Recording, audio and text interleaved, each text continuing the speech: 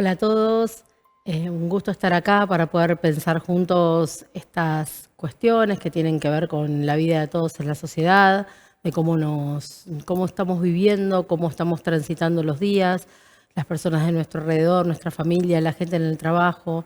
Con lo cual hablar de consumos problemáticos no es más que hablar de empatía, de acercarnos al otro, de entender el dolor y de empezar a creer que hay soluciones posibles que llevan tiempo, pero que hay una luz, como dicen las personas que están en recuperación, a la que se puede volver a encontrar a partir de haber transitado tanta oscuridad.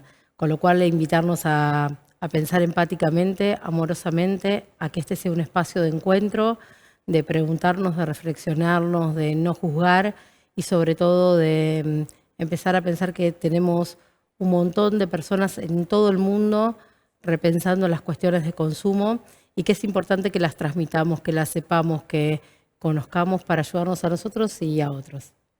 Sí, también reforzar esta idea de escuchar a profesionales que constantemente se están especializando en la temática y que desde la ciencia, desde la realidad, podemos construir nuevos conceptos, nuevas formas de abordaje para dar respuesta, ¿no?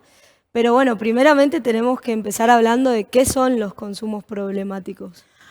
Los consumos problemáticos no son ni más ni menos que eso que empieza a aparecer muy chiquitito a la mañana, cuando necesitamos tomarnos sí o sí un cafecito para despertarnos, cuando necesitamos un caramelito porque estamos medio dormidos. Esas cosas que son pequeñas son como donde está instalado mínimamente algo que tiene que ver con el consumo y con algo que pasa en nuestro organismo y que necesitamos como un subidón de energía o algo que nos tranquilice, un tecito de tilo.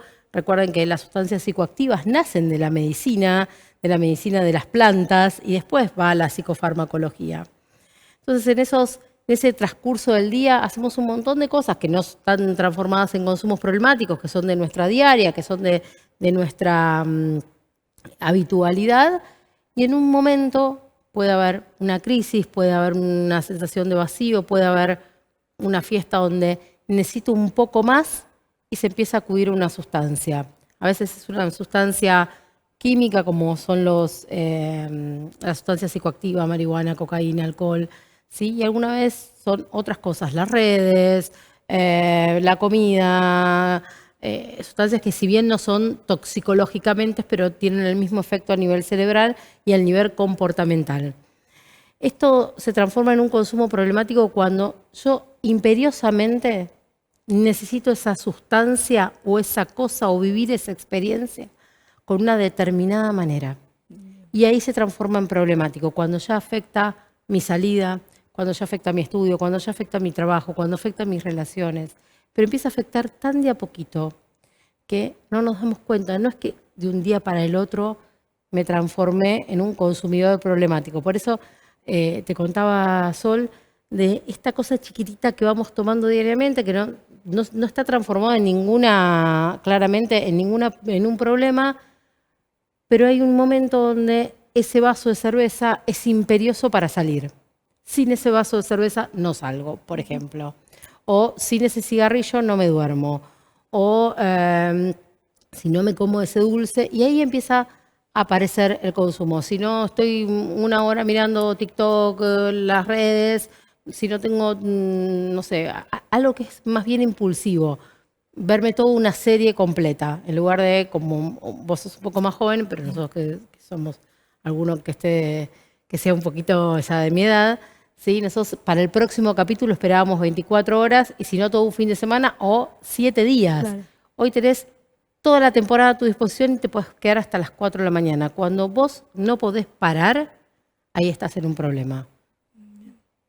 Y esto, a ver, desde lo que contabas, desde lo que hemos estudiado, surge o en realidad se incrementa en esta época porque vivimos en una época de consumo constante en el cual necesitamos consumir incluso experiencias, ¿no? Entonces se me ocurría que este consumo problemático comienza en un primer momento consumiendo eso, experiencias, ¿no? Experiencia de probar, de jugar a tal cosa que un amigo me recomendó para tener más dinero, experimentar, ¿no? Y esta época a los jóvenes, más que nada, invita constantemente a experimentar y cuando no se experimenta es como que no se vive, ¿no? El consumo se volvió una forma de vida y después tenemos esto que es el consumo problemático que, como vos decías, arranca de a poco y cómo la persona se da cuenta que está en un consumo problemático. Porque pensando en lo que decías, reflexionando sobre mi vida o sobre la vida de las personas que conozco, esto que relatabas de 1 hora en TikTok, de ver la serie todo un fin de semana, de utilizar ciertos estímulos, tanto de sustancias psicoactivas como las redes sociales, la comida, como un modo de compensar otras cuestiones, ¿no? Por ejemplo, se termina de rendir una materia súper importante y me encierro el fin de semana a ver esa serie, ¿no? Algo que es importante es que el consumo problemático no tiene que ver con la cantidad, porque a veces confundimos que si solamente, no sé, tomo el fin de semana, no tengo un consumo problemático. Se escucha mucho, los chicos nos la damos en la pera, ¿no? Sí. Y quizás toman viernes, sábado y domingo. Entonces, bueno, no pasa nada porque de lunes a viernes, de lunes a jueves, no. Yo siempre hago una cuenta fácil. Primero se toma un solo día y 6 no se toman. Después se toman 2 días y 5 no se toman. Se toma lo que fuera que se haga, ¿sí? Y así vamos cada vez reduciendo nuestro bienestar. La persona que está, que está ingresando un consumo no se da cuenta hasta que esté muy mal y ya ahí tiene el temor a salir. Ya no se acuerda cómo es una vida sin consumo. Entonces, por eso es tan importante el entorno. Hay un momento de percepción donde decís, uy, pero es como un flash, uy, esto no lo puedo dejar de hacer. Y eso ya es un signo de alerta. Si alguien tiene alguna duda, alguna pregunta, hay que acercarse a un profesional, conversar, decir, me está pasando esto. Está pasando que en lugar de estar hablando con vos, estoy pensando en tal cosa. Porque el consumo primero muchas veces es en grupo, ¿sí? Es con tus amigos, Se es conoce en divertido. grupo. Esto que hablabas de las experiencias, vení, probá, te doy. ¿Sí? Y es parte, en la adolescencia, es parte de la adolescencia. ¿Sí? La búsqueda de salir de la niñez, donde las reglas Y están como de más... salir de la casa de los padres o de los tutores y de poder hacerse grande, ¿no es cierto? Entonces, Hacerse grande mal, claro. En ese hacerse grande surge esto de probar, de ver, de experimentar y de ponerse en peligro. Exactamente. También, ¿no? De la adrenalina que genera el estar en esos contextos. La adrenalina que genera hacer algo nuevo. Esto es sumamente importante. Los chicos son buscadores de experiencias, pero si nosotros tenemos una red para, chicos adolescentes, y hablamos desde siempre con el cuidado del cuerpo, con el cuidado de todo lo que son los hábitos saludables, de poder conversar, que los papás somos, aunque no compartamos la idea o hicieron una macámana, seamos esas personas las que van a ir a buscar. O sea, el miedo no sirve para que los chicos digan, yo siempre tengo una frase cuando dice, ay, no te dije esto porque tenía miedo. No, si hubieses tenido miedo, lo hubieses... Dicho. No lo hubieses hecho. Claro. Si el temor a decírmelo te hubiese frenado en hacerlo. Ese miedo del después es medio enmascarado, sí, pero sí es verdad que tenemos que, aunque no nos gusten, que nuestros hijos puedan volver a decirnos, tengan la edad que tengan, me mandé una macana. Algo importante, siempre yo tengo hijos adolescentes y preadolescentes y siempre les digo, pase lo que pase, soy tu primera opción para resolver las cosas. Soy tu primera opción. Después vendrá lo que hay que reflexionar, pero la solución primera, ahí voy a estar.